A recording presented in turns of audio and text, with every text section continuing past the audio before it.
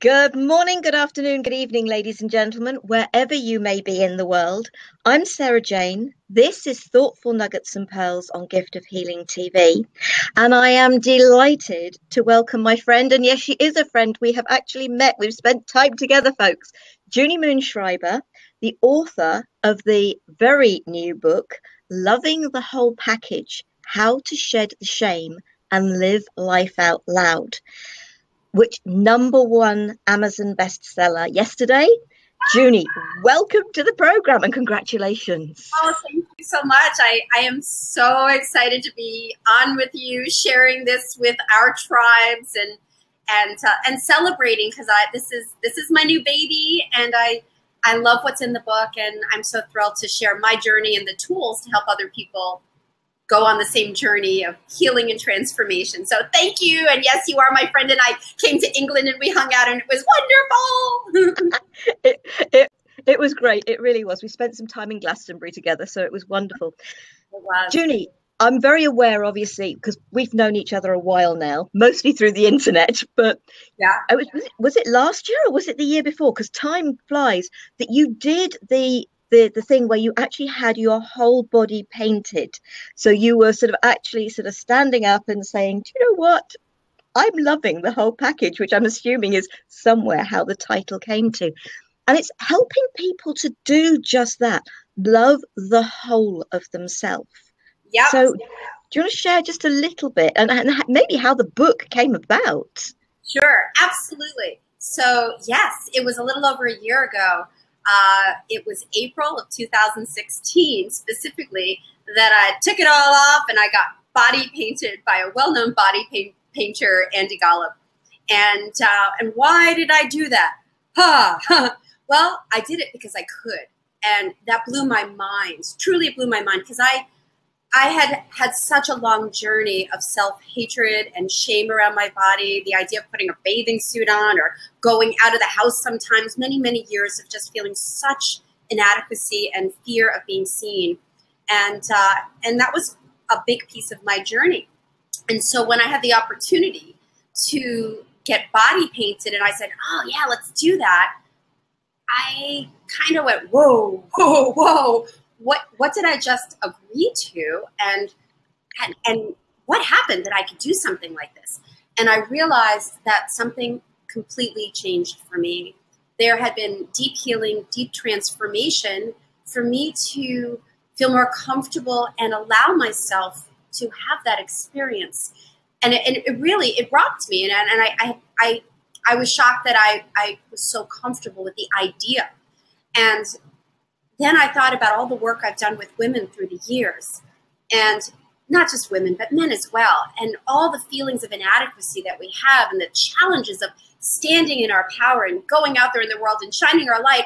Something had really drastically changed inside of me, and I knew that was a story that I wanted to share, because I just truly believed, and it did happen, that by telling my story and being so vulnerable, that other people will feel less alone and know that healing is possible. And so I made this documentary, a documentary short, and we can give access to people for that at some point. And so this video, this short documentary on it's called Shed the Shame. I talk about the journey of loving all of who I am, and still working on it, guys, and how I've come to this place of so much more self-love. And so what happened was I released this short film. People were coming up to me and calling me and saying, thank you for telling my story, deeply moved, feeling more compassion for themselves and less shame. And I just knew that the next step would be to lead people into the next piece, which is how to do it. And so this book, I don't know if it's coming backwards or not, but the Loving the Whole Package came out of that. And I signed a contract with a publisher last October, so we're about a year now. And I started writing this beautiful piece of work that I believe will help a lot of people. And yes, there's a lot of stories about my journey, and I get way more vulnerable about some of the things that really had a high cost to some of my old behaviors and my challenges. And the biggest piece that I can't wait to share in the book is the body of work that has changed my life. And I lead people through exercises, and I give people bonus material outside the book so people can really go on their own journey of healing. And the body of work is called Shadow Work. And I'm so grateful to Cliff Berry, the founder of Shadow Work, because he let me take his intellectual property, his beautiful personal growth model, and teach it in the book. So that's how the book came into being, and I'm just so excited to share it with everybody that is looking to love themselves more. And the truth is, we should all, do you know what? It's okay to love yourself. Yes. In fact, sort of when I was working with a client a few years ago, it was suddenly in my head, I am the love of my life. And that was for me to share with the individual that was lying on my couch at the time. But it was also, I knew, for me and for absolutely everybody else in this world, we are brought up with, don't think about yourself. It's not okay to think about yourself first. You've got to think about everybody else first. And as far as loving yourself, excuse me, I'm really sorry if I got sun pouring in, and I am not shutting it out. So being the love of your life is okay. In fact, it's more than okay. It's essential. And what you've done in the book, what all of my guests on the programs do, I get people to do, is share a little of their story, because it shows our vulnerability. If folks haven't seen any of my bits, it's all shared for you. I haven't hidden anything from folks, because you're out there, things are happening for you, you're feeling unloved, unwanted, not good enough, all these things that you and I have been through. We get it. We so get it. We're still sufficiently in touch with it that we know, when we haven't got to the stage where it's, well, why can't you do that? No, we get it, because we know it's not easy.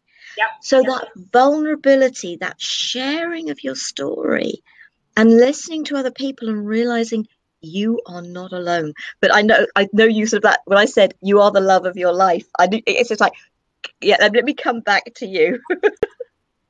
It's like, yes. In the short film, in Shed the Shame, that's a line I say. I say something about, when you can really love yourself, you can allow love in.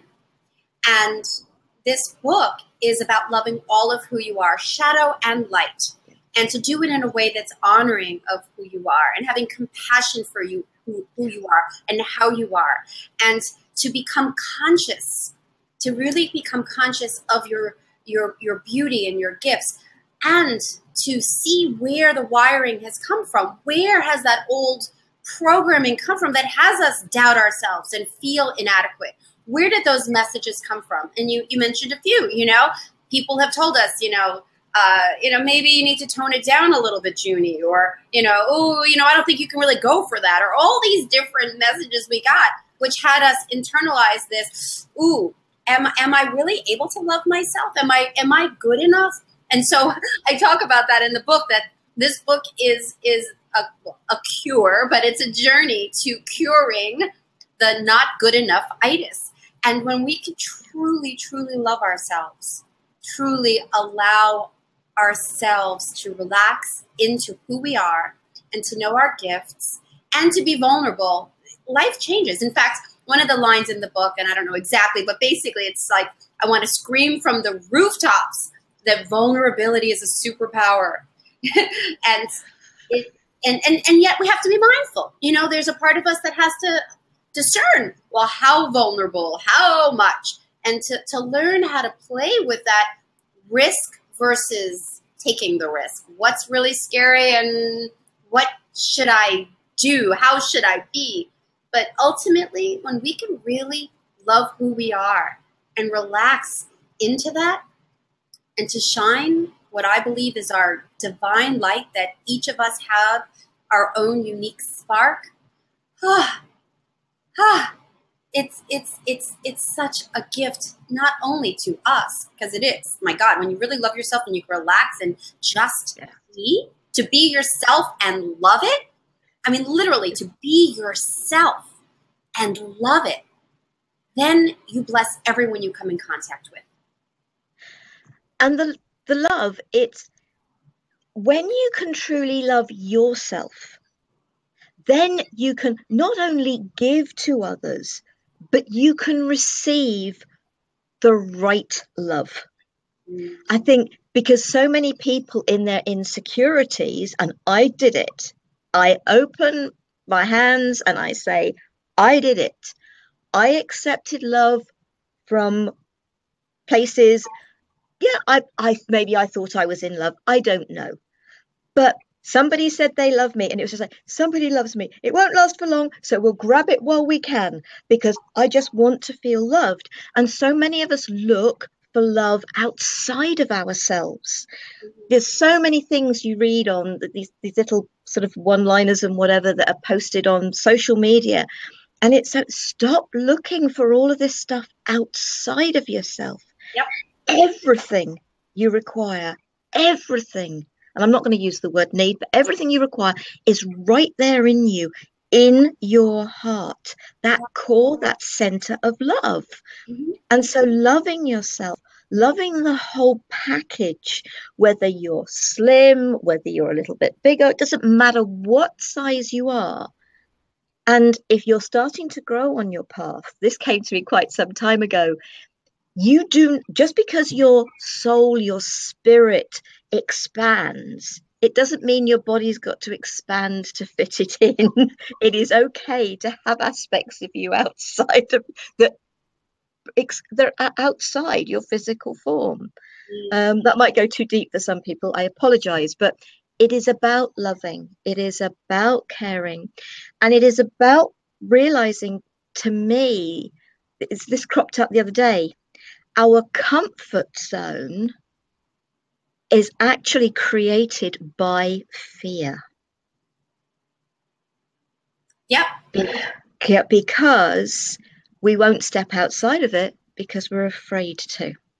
Yeah. So love yourself to step outside and out of it. Yeah, Junie. Two things you said there. The first thing I want to say is this book, yes, it came out of that film, and it's really not just about body image and loving your body.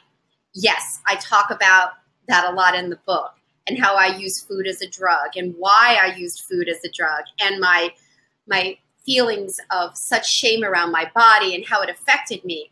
And the book is so much more than that. This is about exactly what you just talked about, which is how we limit ourselves and the things we do, the sabotaging behaviors that we do that stop us from living fully.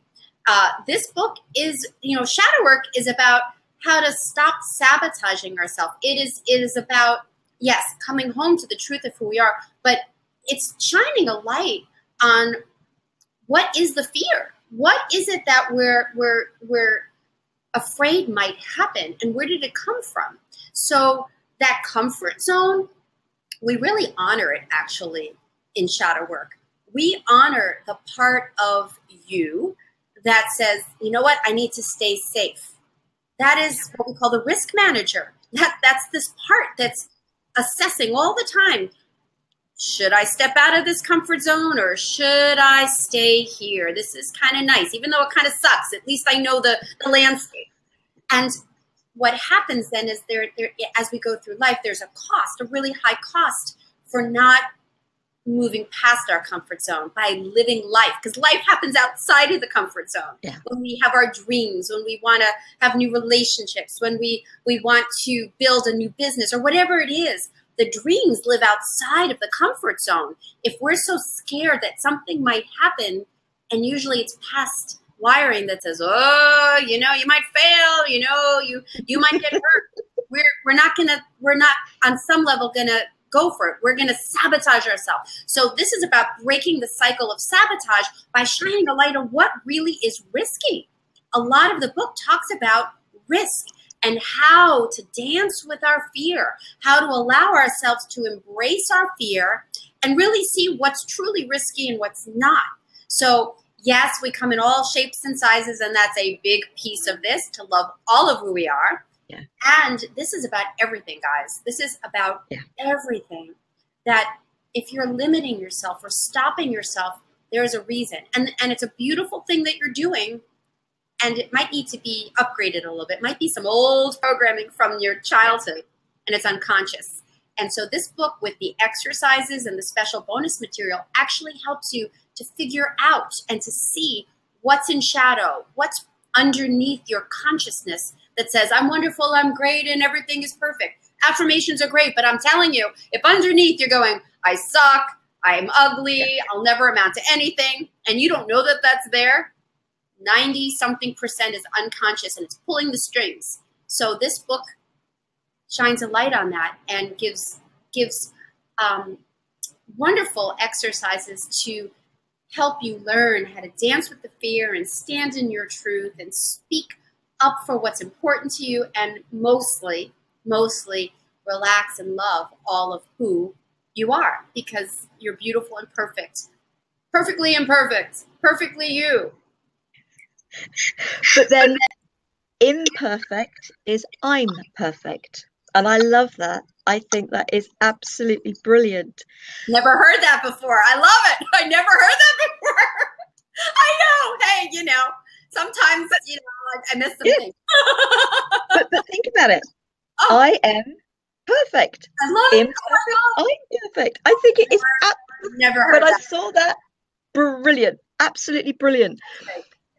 And so, but sort of, yes, I see it that sort of we get told off for doing something as a child, and we don't know how to cope with it. Mm-hmm. So we've been told we're bad, we're naughty, we're whatever. It doesn't matter the terminology that was used. We are being put into a position as a child, and we don't know how to cope with it.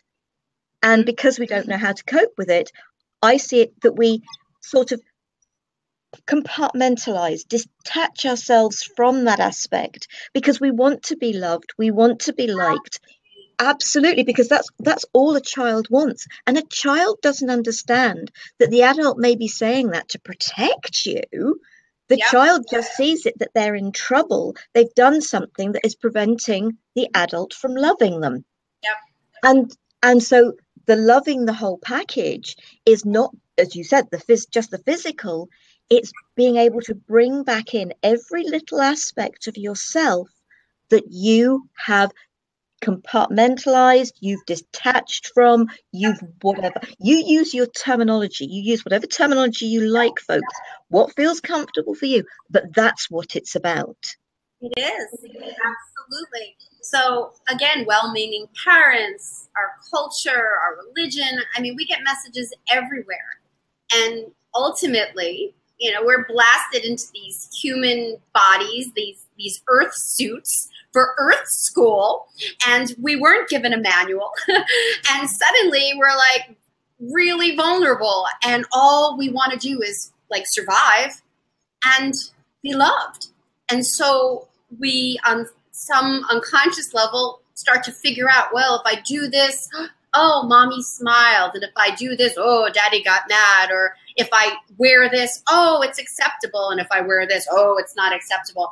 And so we start to get all this information, and we go, oh, okay, this is how I'm going to fit in. This is how I'm going to be safe. This is how I'm going to be loved.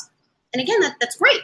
As a young child, we need to survive, and we are vulnerable. We don't have the skill set as adults, and we don't have the support systems as adults, and we are at the mercy of everything and everyone around us. So good choices, and thankfully we did what we did to get us through.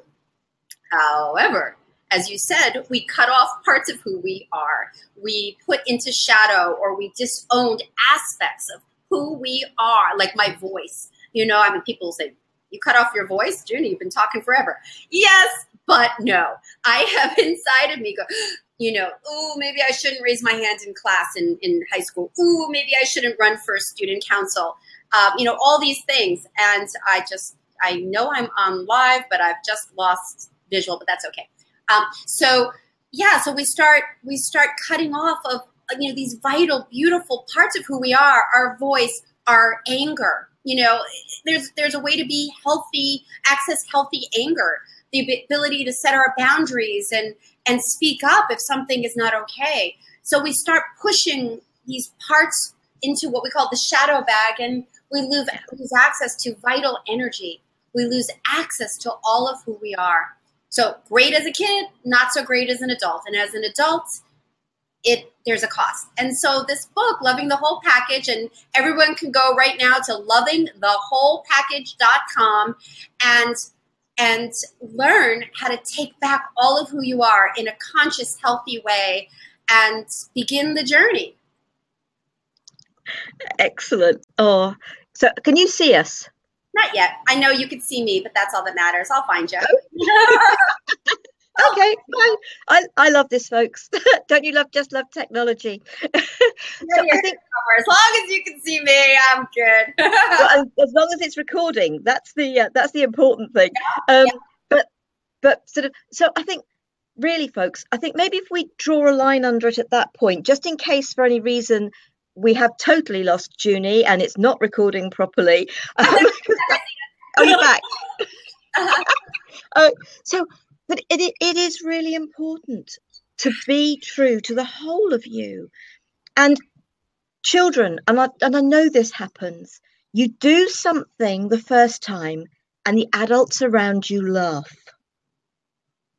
And you think, oh, great. And so you do it again. And the laughter decreases. And you do it again and you start getting in trouble. And so we also get huge mixed messages. I knew you were going there. Yep. We get this, we're sensing it's great, it's wonderful, I'm making everybody happy, it's okay to be me. Mm-hmm. And then you get this really almost rude awakening of suddenly it's not okay to be me. Yeah. And that's really hard for any child. Yeah, when I said this to my mother some years ago, because I was really, going through my own healing journey, it was something that came up for me. And she turned around to me and said, that means we've got to be really careful what we say to children. And I looked at her and said, yeah, actually, you have. I don't have kids. It's easy for me. I've just got a load of nieces and nephews and now great nieces and nephews. But it's really important that from all aspects, children can't be explained to. It doesn't matter how much you may want to, how much you may try. They haven't got that ability to understand the way adults do. Right. They don't understand things outside of other people's control. They don't understand what their parents have been through, so their parents are acting the way they do because it's a learned behavior for them. Exactly. And that's what happens to us all, isn't it? Yeah, it just keeps going and going and going. So, yeah, one of the things you said about the mixed messages, and we all had parents, to some extent, or parenting to some extent, and some healthier than others. And when you said mixed messages, it just made me think about how much anxiety there is when we don't know how to be or what to do and how we're going to, be loved. I mean, 1 second it's okay, 1 second it's not okay. That's so uncomfortable. And I know for me, and I talk about it in the book, I walked on eggshells a lot with a lot of my relationships, and I still have to be mindful of that to this day out of concerns about doing the wrong thing or I will have love taken away from me. And yeah, we got lots of messages from our parents, and what they say is, it has a big impact on us. And as kids, there is just so much that we can understand.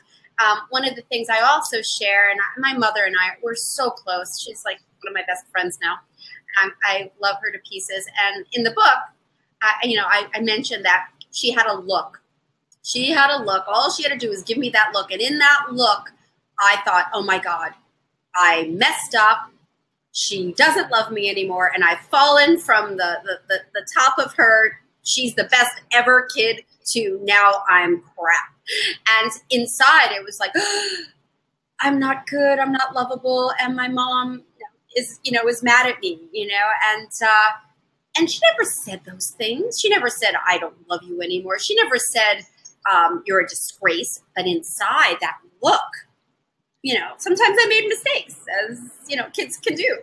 And my mom loved me. She never stopped loving me. And as I said, we have so much love together. But as a child, there were no words sometimes. It was just an experience. And then my perception of that experience. And that perception now lives inside of me and has me sometimes overreact when I experience what I perceive as criticism or judgment. And that's what I've learned to work with. And that's what I've learned to heal. And that's what I lead people in the book to discover. What is it that happens in your life still? Where did it come from? And how might we rewire so that we can relax, so that we can be ourselves? And again, to be yourself and to love it. How amazing can that be? To actually just relax into who you are, just as yourself, and to love it. How might your life be different? And how might that affect everyone that you come in contact with, your business, your relationship to your health, yourself, your everything?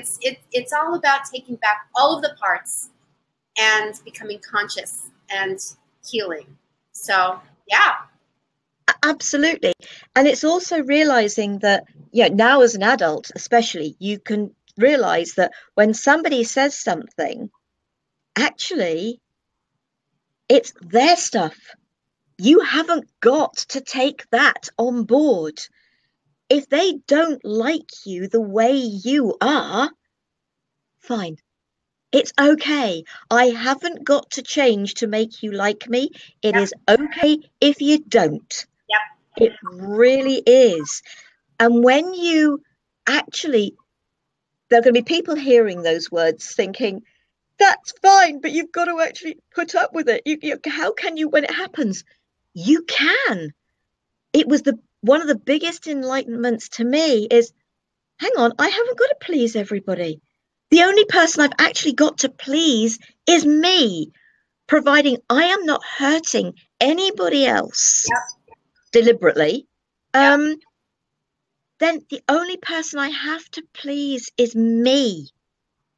I have to please me. I have to love me. I have to care for me.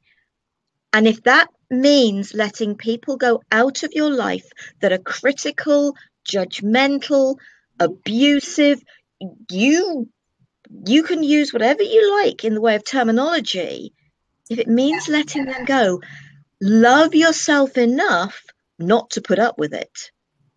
Oh my God, we can just talk for hours.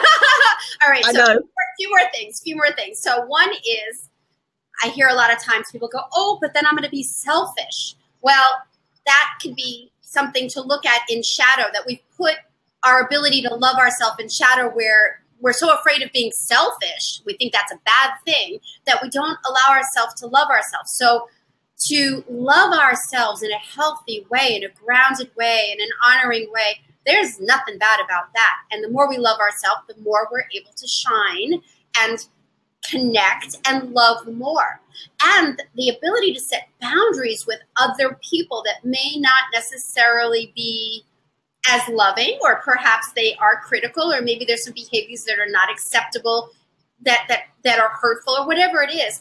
In the book, I talk about different archetypal energies, and I'll just quickly say, there is an energy called the warrior energy. And that energy, when we can access it and learn how to be with it, and there's a great exercise or two in the book where we can set some really healthy boundaries with people, with what's called clean talk. The ability to talk with others, so we don't have to just go, you know what, you're critical, get out of my life. We don't have to cut people out of our life unless we choose to. Yeah. There's a middle ground. There's a way to interact with people, again, in a more mindful, healthy dialogue that is, it gives you the ability to say, you know, when you did this, I have to tell you, this is what my experiences is. This is my judgment of it, and I really need you to X. And you begin setting some really good boundaries with a person, good communication. So there's a lot of different ways to love yourself, and there's ways to access different energies so that you can be a more integrated human being. This is about being yourself and loving it to the max so that you can truly be selfish. I invite everyone to be selfish, because at the end of the day, you're not going to do something that's not in integrity with your heart. You are a loving person and you want to share that love. So love yourself first, and then shine your light with everyone else. It's why you're here. Absolutely, absolutely. And we must draw this to a close. Yeah. So, Junie, thank you so much for joining us. Folks, the lovingthewholepackage.com, that's how you can access the book. Now, that's on a special offer until, is it the 24th of September? Yep, it's you can, if you press the buy button, not the Kindle Unlimited, the buy button, it will be $0 to download, and it is a special $5 off the print book if you want it, in your hands, because sometimes it's nice to hold it and you could write in it and things like that. On that page, Loving the Whole Package, there's also bonus material that you could download. Lots of really great videos that I added to the experience. So you can find both at lovingthewholepackage.com. Reach out to me if you have any questions. And it is good until the 24th. So I hope you join the Loving the Whole Package tribe and love yourself. Embrace all of who you are. There's nothing wrong or bad about you. It's a rediscovering of all of who you are in a conscious, beautiful way. Brilliant, Junie. Thank you so much for sparing the time at this very busy time for you. I had this opportunity with you, and I haven't spoken to anybody live about this, and I was going to do a Facebook Live about this, and I went, oh no, this is perfect. Let's spend some time with Sara Jane and share this. So perfect timing, and yes, all is great. So thank you so much indeed. Folks, we're back to normal. My sister Jackie's with me on Wednesday, and I can't remember what we're sharing at the moment. Oh, charity. So please do join us. And I've got more guests coming in sort of October as well. Thank you, folks, for joining us. Thank you, Junie, so much for joining us. Thank you. Thank you, everybody. Love yourself. Be well. Absolutely. Love, peace, and light, folks. Namaste. Namaste.